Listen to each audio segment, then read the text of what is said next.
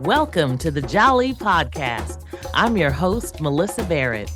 This podcast is for those who are interested in the conversation around equity, diversity, and inclusion.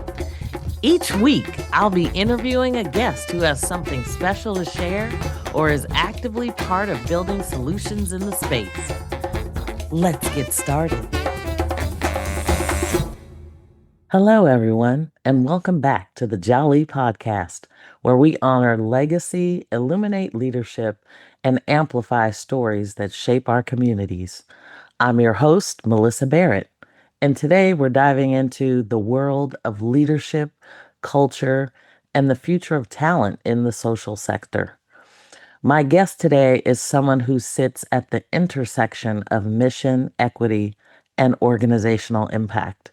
We are joined by Dr. Kennedy Turner-Pierre, a talent consultant with DRG Talent, where she specializes in leadership searches for mission-driven and nonprofit organizations across the country.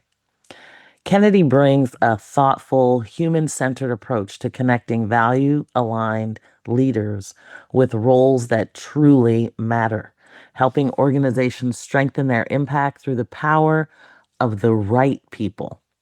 With a background in sociology and a deep understanding of how organizational culture is shaped, Kennedy brings both strategic acumen and genuine curiosity to her work. She's advised diverse clients and candidates nationwide, championing leadership that is both inclusive and effective, especially in a time when our communities are asking critical questions about representation, belonging, and trust. Originally from Wichita, Kansas, Kennedy earned her BA in political science from Howard University, HU, and later completed her Ph.D. in public policy and sociology at the University of Michigan. Her dissertation, On the Battlefield, using cultural schemas to navigate the racial terrain of college, explored the racial identity development of Black college students, showcasing her ability to analyze culture, identity, and systems in a way that deeply informs her work today. She now lives in Baton Rouge, Louisiana, continuing to advance conversations about who leads, how they lead, and what equitable impact can look like across the social sector. Today, we're talking about leadership transitions, culture fit, culture ad, the future of the executive search, and what candidates and organizations need to understand as we build more equitable workplaces. Before we dive in, don't forget to follow, subscribe, leave a rating or review. Let us know what you think about the episode. I do actually respond when people send me messages. So your support truly helps us elevate more voices just like this. Kennedy, welcome to the Jali Podcast. So I'm excited to have you join me on the Jali Podcast. I feel like we've been waiting for like a year and a half or two to have this conversation. So I'm excited that we finally have the opportunity to do so. Yes. And you're one of those people, when you go through life and you experience people and you don't really necessarily know how they're going to imprint your life, but, you have now become this intersection in my life for how things have shifted and kind of moved me into a different direction. And so I just appreciate all the support that you have given me personally, as well as the board that you worked with me on, because I think it was such a treasure to find and utilize you at this wonderful company called DRG. So Well, thank you. yes, I would love for you to talk a little bit about, like what you do at DRG, what DRG is about, and, because I think it'll kind of set the framework for our conversation. Yes, of course. So I am a talent consultant at DRG Talent, and we are a consulting firm that partners with purpose-driven organizations, so mostly nonprofits, that and we provide executive search services as well as organizational consulting work. So helping nonprofits find their leaders, their CEOs, but also sort of all of those senior level roles, chief development officers, finance, all of that, as well as our organizational consulting team does strategic planning work. We do board development, we do compensation analysis and frameworks, and just anything that's like people related. So, job descriptions, all of that sort of stuff.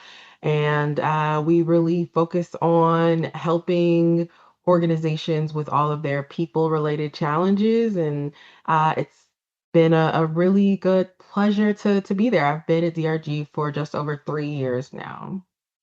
Hmm. So that's awesome. And I always like to ask people kind of, how they became the people they are today. Because I think it also informs us about your own perspective and lived experience. So, do you want to tell us a little bit about where you are and how How you I got came to be a here. rock star? Well, thank you. Let's see. So I'm originally from Wichita, Kansas, and I get to be a lot of people's first Black Kansan. A lot of times I'm the first person from Kansas that they meet, so there are some of us there. Born and raised in Wichita, and then I went to Howard University for undergrad. AQ? You know, my parents met at an HBCU. They met at Langston University in Langston, Oklahoma, and basically most of my family went to HBCUs. And I thought I was going to be the one that didn't, but then during that college going process, it was important, I think, and I realized that Howard was going to give me an opportunity that I wasn't going to get anywhere else at any other time in my life to be in that HBCU environment. But specifically, I think Howard, my sister went to Jackson State, and there's a lot of great schools, but there's none like my alma mater. So I think it was a really important part of my development and to be in a space where I got to see the fullness of Blackness. I got to experience Black people from all walks of life, from all over the world. I got to, I always say that it was a time that I got to get to know myself and not just be the smart Black girl or the athletic Black girl or any of those things. I just got to be me and I got to experience things where we are the majority and things were designed for us. And I think that gave me a lot of flexibility and creativity and to try to figure out who I wanted to be in the world. Um, while I was at Howard, I also did a domestic exchange program to UC Berkeley. So, because I wanted to see, I think I've always had questions and thoughts about like how different people understand their racial identity. And so going to Berkeley for a semester was just a way to kind of see like what is it like at a PWI, at a really large institution. And in that, I got to see sort of how the Black students there were experiencing their campus and how it felt like there was so much time and energy and effort that they needed to put into finding community to help to support them as they navigated their college experience. Whereas for me, like I could join whatever club I wanted to or do whatever activity. And I always knew there would be Black people there, but I didn't have to like center my college experience around that. And I always just thought that was like interesting, that juxtaposition from my experience to theirs. And so I think that kind of stayed with me. And then after undergrad, I went to the University of Michigan to get my PhD in public policy and sociology. And I knew that I wanted to study sort of social mobility and how Black people got to and stayed in the middle class. I was really interested in social class and reproduction of social class. I think, I was interested in just seeing how are Black folks able to transmit generational wealth and how are we able to or even not even just generational wealth, but how are we able to um, just pass down the social status that one generation has achieved to the next. There's a lot out there about how we're not able to often reproduce our class status at the same level as other groups. And so those sorts of things were really interesting to me and the policies that support that. But I kind of kept coming back to those early thoughts and ideas and questions that I've always had about racial identity and about, um, college. And I think my experience as an undergrad sort of shaped that. So I ended up focusing my research more on that racial identity development of Black college students and how do we make sense of what it means to be Black, and how does our understanding of our identity shape the way that we move through these institutions, through the majors that we choose, the courses that we join, who we're friends with, and what does that then say for our ability to achieve both economically as well as in other ways? Are we going towards certain majors because and certain career paths because we feel like that's our duty as Black people, and then is that part of what is reproducing that inequality because we're not going towards the things that are the highest paying, we're going towards the things that can help the most people. And I don't know, those were the sorts of Yeah. questions that were interesting to me that kind of tied together all those different areas of thought. So spent a lot of time in grad school thinking about those issues and eventually writing a dissertation about Black racial identity. And I thought I wanted to be an academic. I thought I wanted to be a faculty member. But as I was doing that grind of just trying to write this dissertation, I realized like I am a more social person. I'm a person who needs to see the direct impact of my work more so than just the theoretical implications of my work. And so I started getting involved in the nonprofit space and working for a nonprofit that focuses on college access and leadership development for first generation low income college students. And so that was a space that I could, the things that I cared about, I could actually like work on them and see the impact more directly. And so after graduating, I worked for LEADA, Leadership Enterprise for Diverse America, full time for several years and got to um, work with a lot of really amazing students and help to support their personal and professional journeys.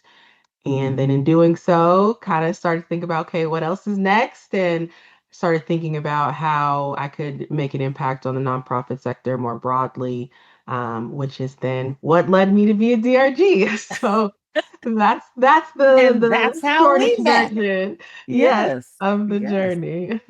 No, that's awesome. Well, and I mean, there's so many chunks of wisdom along the way with your Yeah, yeah. story because that juxtaposition in do I need to make as much money as possible, but I want to make an impact while I'm here on earth. Like, how does that Mhm, connect with my purpose? So it's really interesting that you found such a kind of a perfect pathway because a lot of times it's really difficult to find jobs that really connect you with your purpose.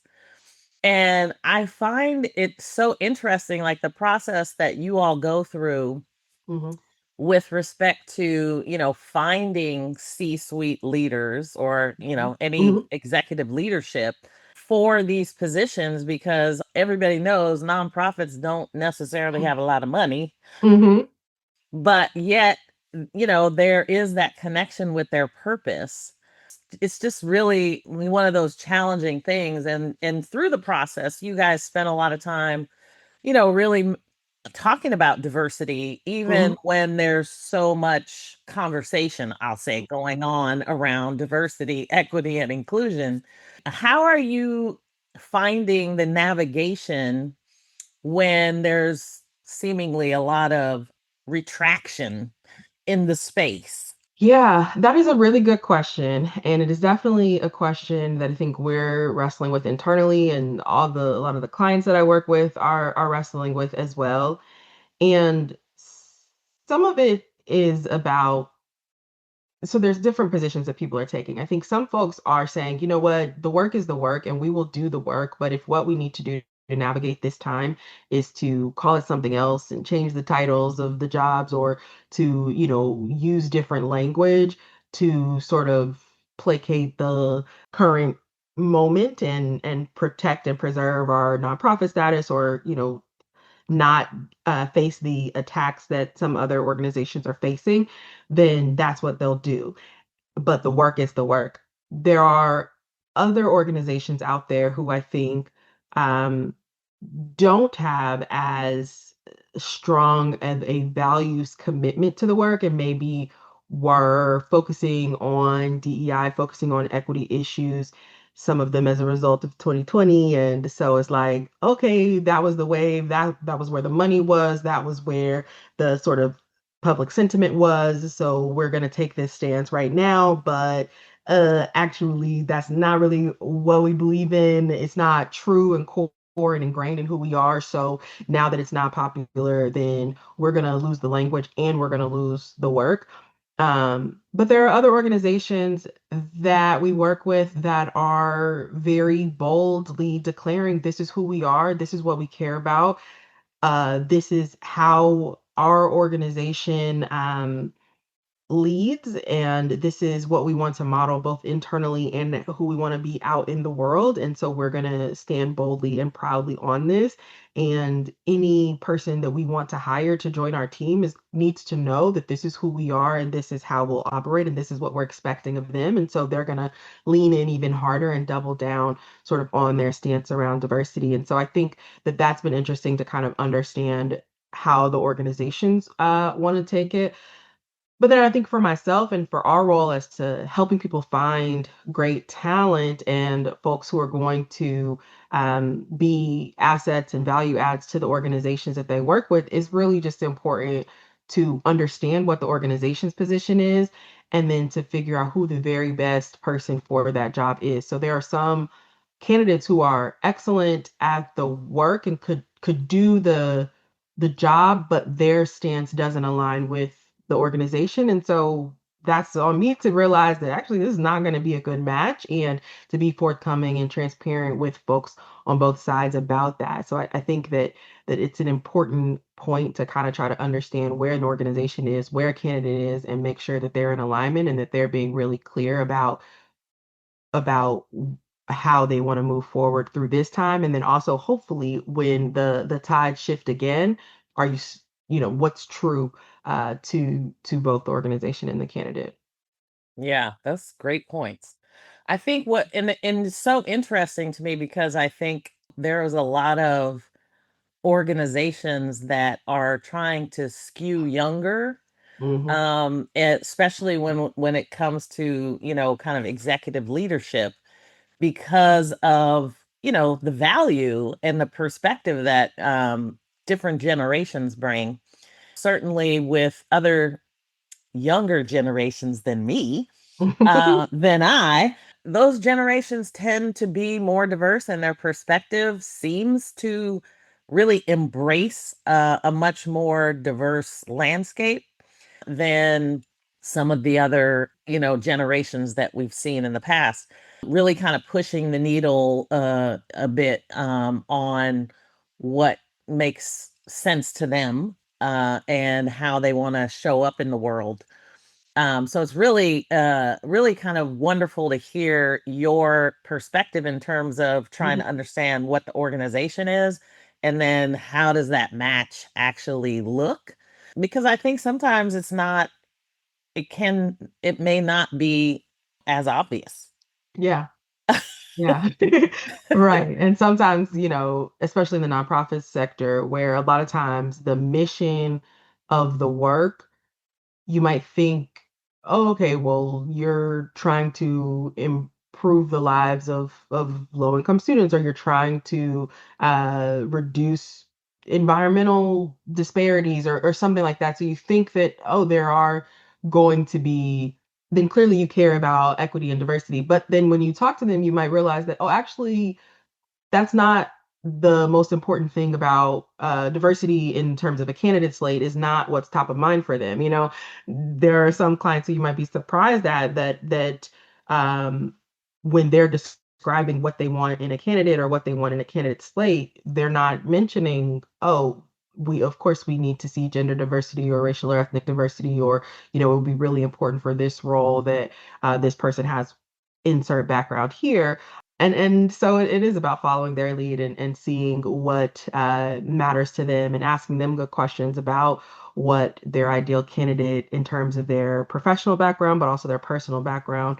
What are some things that are important to them, and how does it matter for how this person will be able to do the job and help achieve the goals of the organization? Because I think sometimes folks think about these identity markers as nice to haves, but other times, it really might matter for your ability to connect with your clients, or to your ability to, work with funders, or your ability to have a certain perspective that you bring to the organization that's currently missing. That sometimes those identity markers actually are competencies, or can be indications of competencies that are relevant to the job itself. So it's interesting to see where organizations are with that, and whether or not that's something that they're thinking about, or if for their particular organization that's not a priority for them. And the prioritization process that you guys go through is really interesting. I found it really illuminating, Mhm. especially when you are dealing with a board that has to kind of agree on what direction you're going in. Let's pause for a moment. We'll be right back.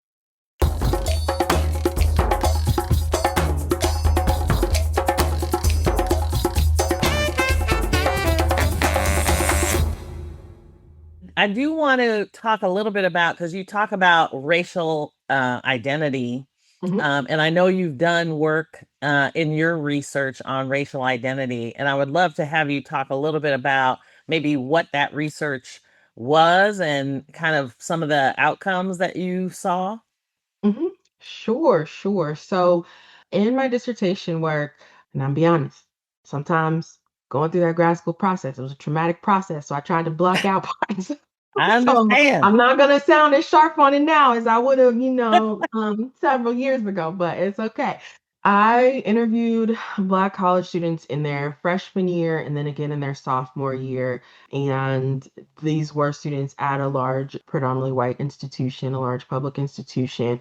And I talked with them about what it means to be Black, right? But in a lot of different ways. And so we talked about that broadly, but then also talked about how they grew up and how they learned about their race, so like racial socialization, but then also things about how they were experiencing college. And from my research, I sort of identified three ideal types, or just sort of groups that helped me to um, kind of showcase these differences. And so there was one group who I called the commanders, who were the ones who being Black was the most important part of their identity. It was the most salient piece of their identity. It was the thing that they led with. It was, they were Black everywhere they go all the time, and they really organize their entire college experience around their Black racial identity. So that was about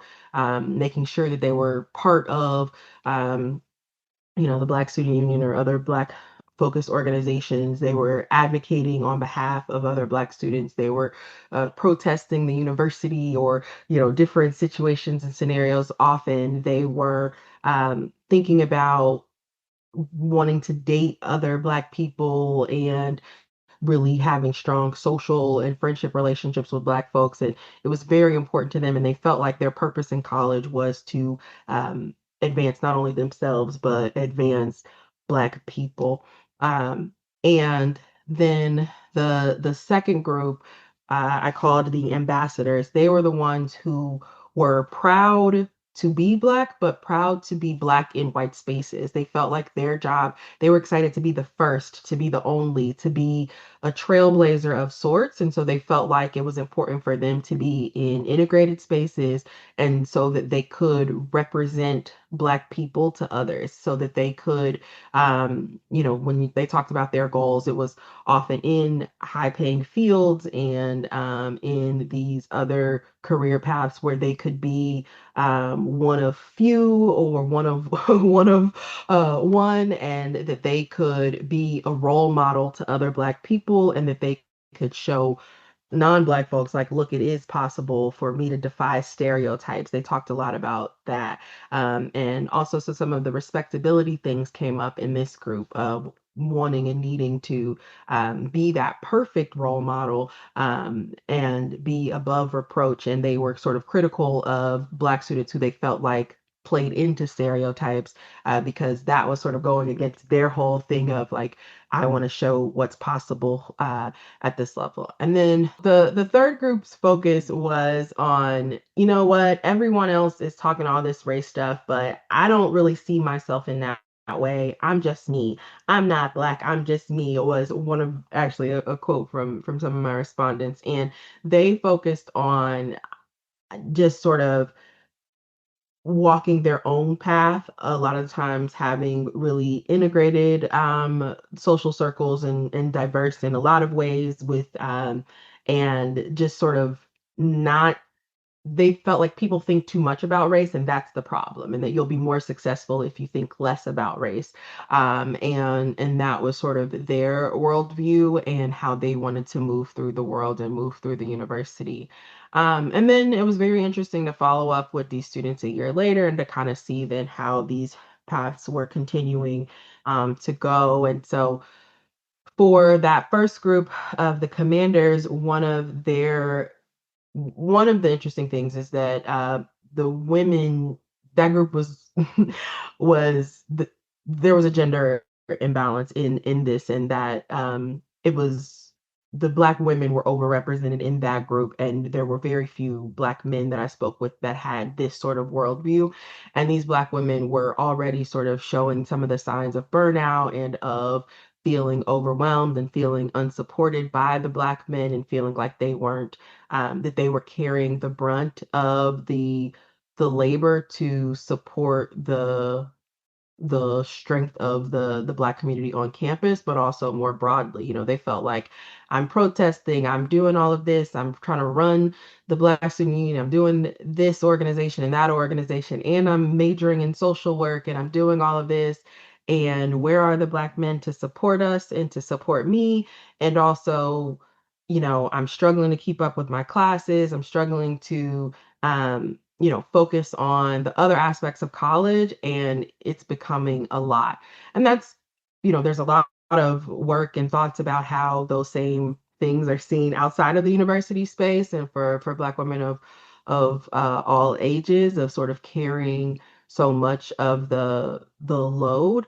And in some ways it's disheartening to see like even those same things already at the even at the early college stage. But there was also just a lot of pride and joy that came from community, and they felt at peace and at home within their the social world that they created for themselves amongst the other Black students on campus. And they felt a lot of fulfillment in the courses they were taking and the career paths they were pursuing, because they felt like this is a way for me to not just help myself but for those around me. So that was some of that. And I don't know, there's a lot more, but that's sort Yeah. of the briefer overview of what I spent a lot of time thinking about. Which is, I mean, it's so interesting to me because when you think about how, I mean, I always feel like the age of like 13 to 15, 16, like when my kids were in middle school, like sixth to eighth grade or whatever it is,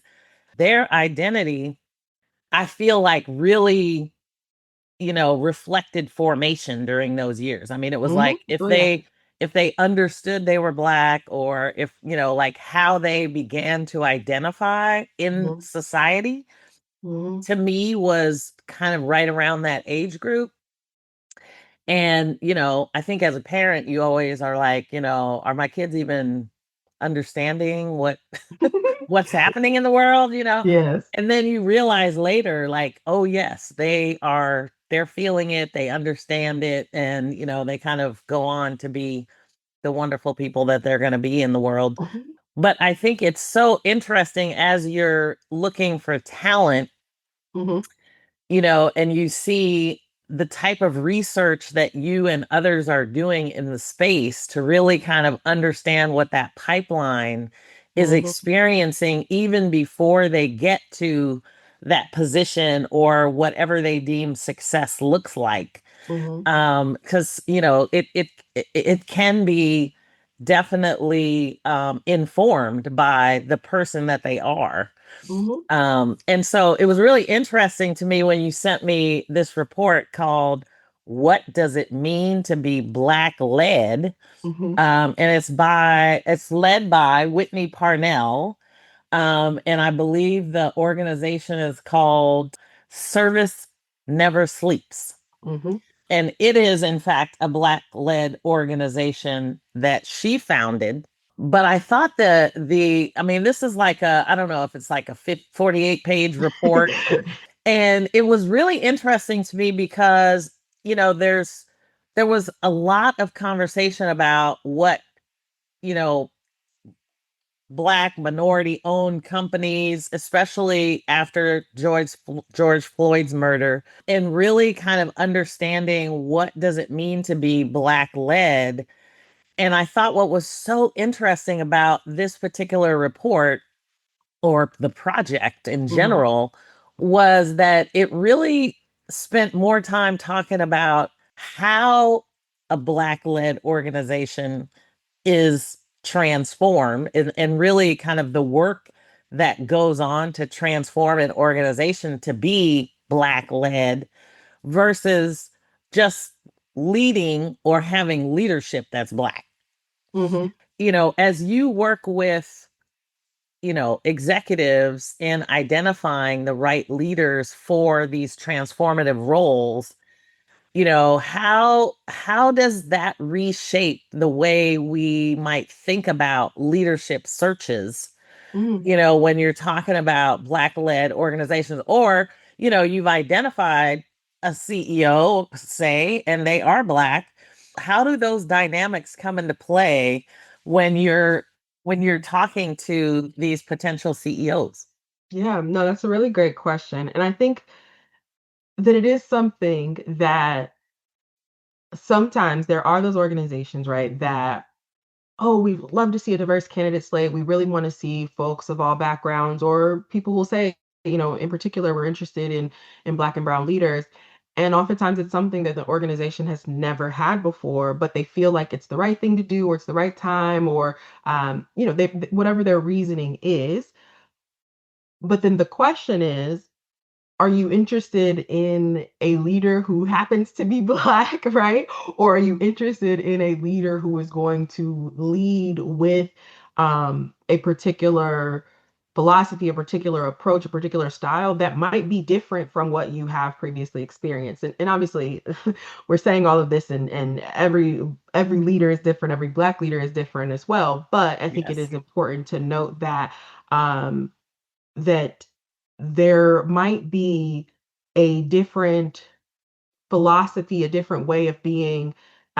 There's some sociological work about racialized organizations and about how there's all of these subtle ways in terms of culture, structure, ways of being that organizations themselves can become racialized. Because you might say, like, oh, it's not a white org, it's just an organization that happens to have white people on the board, white people on the staff, white people that it serves, but it's not a white org, it's just an organization that happens to be white. But there still are ways that that organization might have become, some of these norms have become entrenched in a way that bringing in a leader who is different from that will all of a sudden reveal that to, and things that didn't even know were happening, right? And there's always a transition of, in any leadership transition, the organization is going to shift and change because now there's a new leader in place.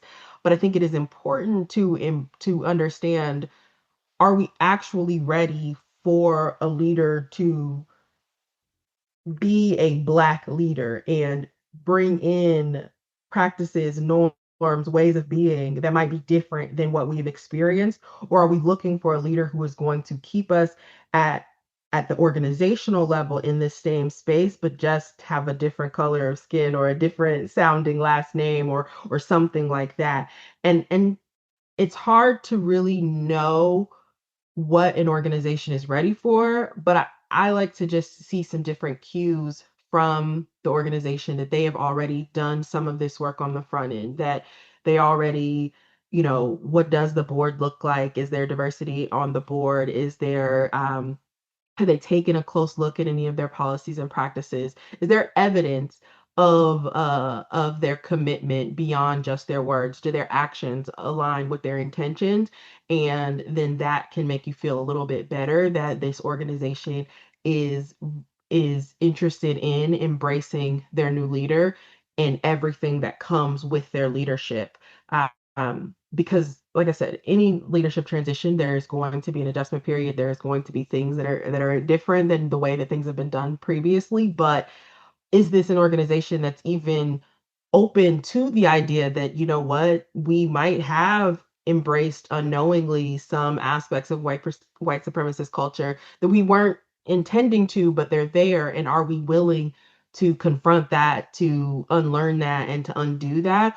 Or is that something that we don't want to even talk about? We don't even Right. want to pretend like that's possible. And it's always interesting to go through this process and see what they're actually willing and able to do. Well, and some of the things that I found really interesting were, you know, the fact that it goes beyond Hmm. demographics, and it really kind of highlights, values, and that whole people first mission. Hmm. Because I think in some ways, I'm not sure that I realized that the way I lead is so different. Hmm. You think that, you're kind of like similar to other people. Hmm. Um, but then, and I'm not a spring chicken here, I mean, like I've been managing people for a long time, but it's like you finally realize like, maybe there's real and a real understanding of why my leadership style is the way it is, Hmm. because of the lived experience that I've had and how I show up in the world. But so I felt like it was really interesting just to even be able to talk about some of the things that she found. And I want to say she interviewed over 100 Black executive directors, deputy directors, race equity consultants, and race equity officers.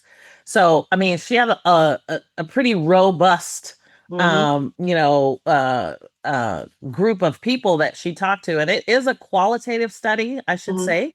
Hmm. So she has some very specific, quotes in here from the leaders, but she really kind of highlighted 5 different themes with respect to leadership, equity, power, culture and climate, and um, kind of a personal view in terms of like, the health tolls and, how they feel unsupported, and some of the influencing factors around that.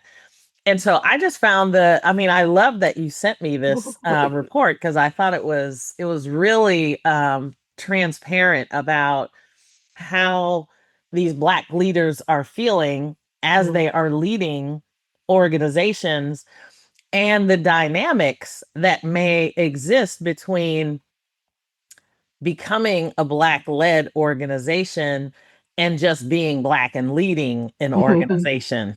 Because, I don't know that we understand the nuances, and probably a lot of non-Black people don't understand the Hmm. nuances either.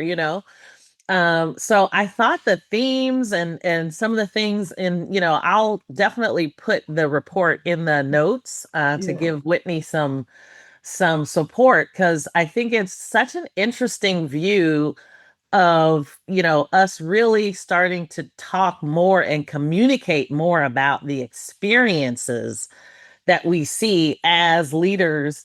And we see a lot more people in C-suite positions now, but people don't always understand what that means, Hmm. and the lack of support that they often get.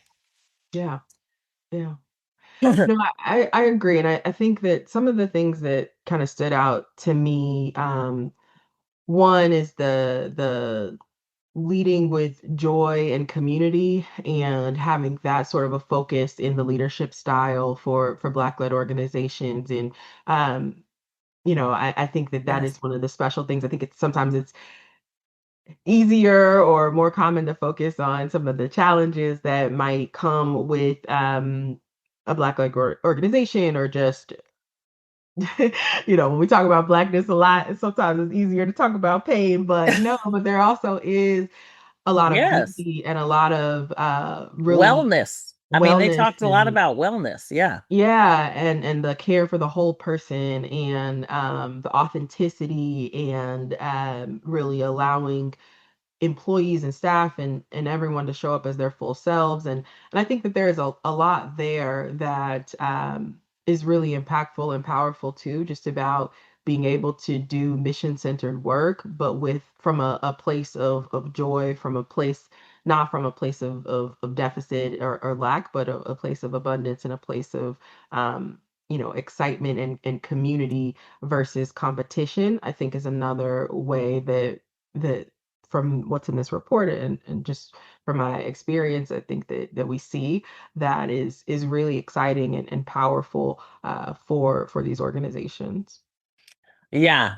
I mean, and I'm so glad that you brought that up because I think, just even the ability to communicate with the whole person. Hmm. I think, a lot of times just, in the grind of work, we get a lot of times so focused on the work, we forget about the people, what they may be going through, and how, we as leaders need to understand how we impact people's lives. And so there was a comment in the report that talked about one leader who said, they were so concerned about how their people were managing their workload that they decided to reduce everybody's work hours to 32 hours. It's like, and as somebody that's focused on creating not only more business but more life, Hmm. we're only here for a short period of time. And, we want, I hope that a lot of leaders kind of move away from this whole grind workaholic thing Hmm. and really kind of focus on, what do I want my life to look like? And how do I design the life that I truly want? Instead of getting a job, moving up the ladder, and then, you're retired and looking around trying to figure out what did I do with my life? Yes, for sure, for sure. Yeah, it is something that I think I'm coming to understand, or continuing to understand as well, just about that work is part of life, and work is something that, just bringing it back to talking to Black students about their goals, and a lot of times them feeling a pressure to, I have to do something that is going to improve the lives of my community, and it's I've kind of come to realize that you want to live a life that is on purpose, a life that is in alignment with your purpose, and your work might be that. Your work is could be part of that. You might decide that it is important for me to work for an organization that is going to support a mission that I care about, or is going to fill a function in my community that I know needs to be there.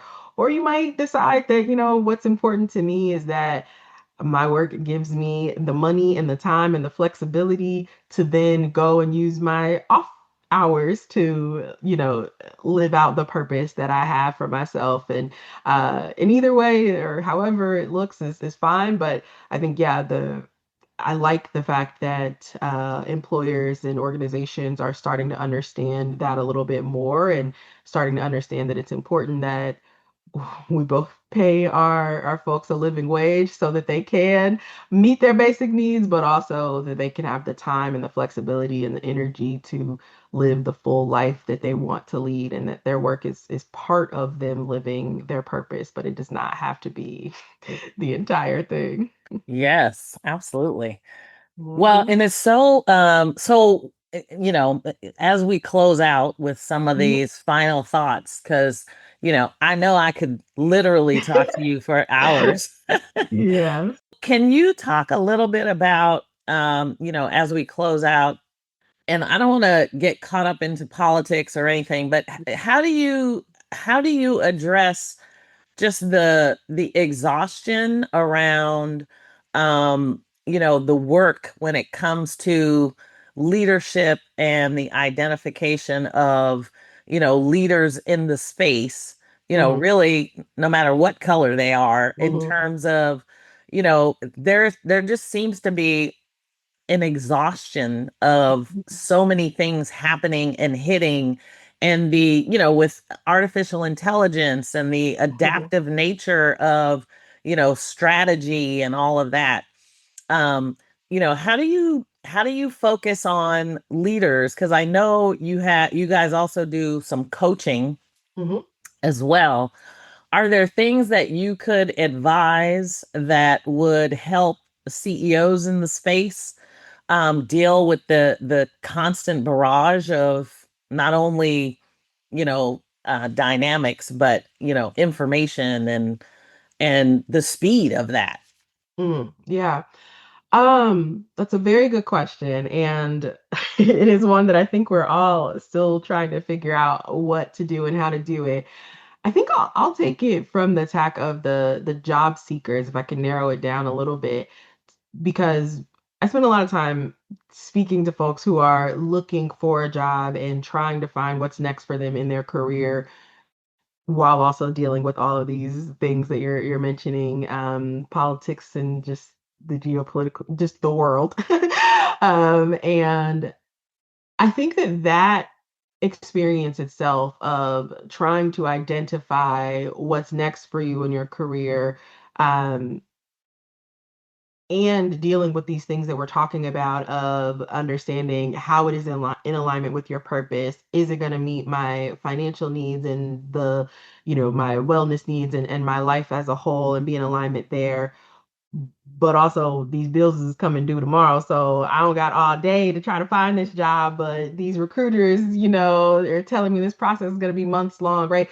Like, I think that the job seeking process itself is a very stressful process. It's one that can be sort of unclear. You just send your resume out into the ether. You don't know if anything is going to happen. You don't know if that organization is ever going to call you back.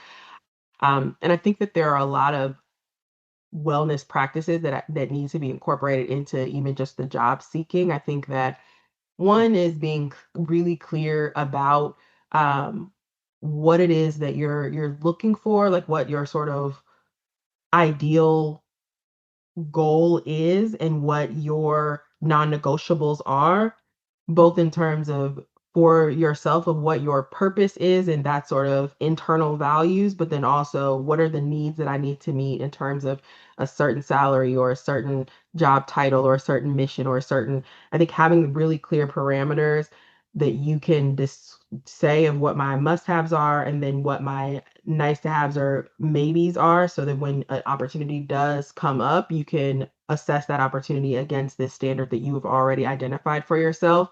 And so you're not just applying super wildly or blindly to things. And then I think it really is important to have a lot of introspection and clarity around your story, being able to tell your story clearly and compellingly, and being effective in saying, this is who I am. These are the types of problems that I solve. This is evidence of my results, and this is what I want to do next. Being able to clearly articulate that, and that'll both help in terms of how a person shows up in an interview, how a person navigates the job search, but also to help a person have some control and power and be empowered throughout it. Again, so that they feel like they're driving their job search and the world is not driving them.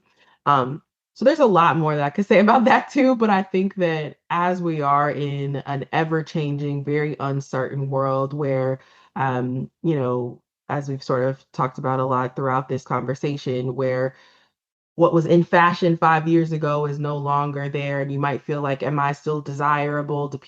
Does anybody want me? Is AI going to just take my job from me? Being really clear about those elements of who you are, what it is that you want, and what it is that you bring to the table, I think can be that centering process that you need to keep keep you going and keep moving through a very uncertain world for sure. Wow, that's powerful. That is awesome. Well, thank you so much, Kennedy, for joining me. Yeah. I hope we get to do this again because Yes, I we need feel a like part two. yes, we can spend some more time talking about this for sure. I feel like we just barely scratched the surface. And I love the perspective that you bring not only to, the job seeker, but also to, the organizations that are seeking those, Hmm. talented individuals, because it is a process of, transformation on both sides of the equation. And I think boards, there's a lot of boards that have trouble maturing. And Hmm. so I love the work that you guys are doing. I'm so grateful for, DRG and their focus on, kind of the nonprofit space Hmm. and the ability to really identify that. So I just want to publicly say how much I appreciate all of that. And I look forward to our next conversation for sure. Yes, of course. Thank you so much for this opportunity to tell a little bit more of my story. And always a pleasure to talk to you. And yeah, definitely happy to connect always with organizations that are looking to hire great folks or for folks who are looking for their next role in the nonprofit sector for sure. Thanks for joining me on the Jali Podcast. Please subscribe so you won't miss an episode. See you next week.